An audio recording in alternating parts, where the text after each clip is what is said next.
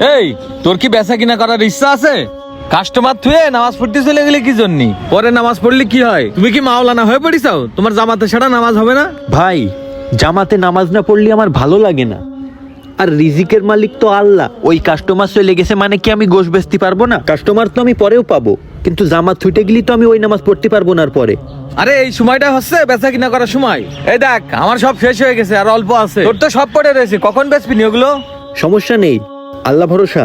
আল্লাহ যা করবে তার উপরে আমি সন্তুষ্ট থাকবো। হ্যাঁ, ওরম করলি তোমার আর ব্যবসা করা লাগবে না। শোন, এই দীর্ঘ 10-15 বছর ধরে আমি ব্যবসা করি।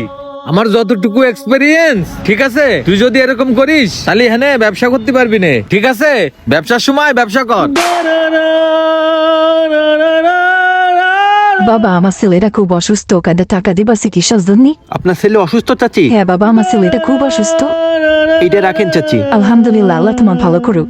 ঠিক আছে চাচি, যান তাহলে। দাদা হাতিম তাই বেচা কেনা নেই, আবার টাকা দিচ্ছে। ভাই গোশ কত করে? ভাই, গোশত 750 টাকা করে। ভাই একটা কথা বলতাম, আমার আম্মা অসুস্থ তো, সে মাংস খাইতে চাইছে। তা আমার কাছে তো অত টাকা নেই, 1/2 কেজি মাংস কি দেয়া যাবে না? ও, আপনার মা অসুস্থ? হ্যাঁ ভাই, আমার মা অসুস্থ। সমস্যা নেই ভাই, আমি 1/2 কেজি গোশত দিচ্ছি আপনাকে। 1/2 কেজি গোশত বেচতেছে, পাগল ছেলা। এই নেন ভাই। জি, এই নেন টাকা। আচ্ছা ঠিক আছে।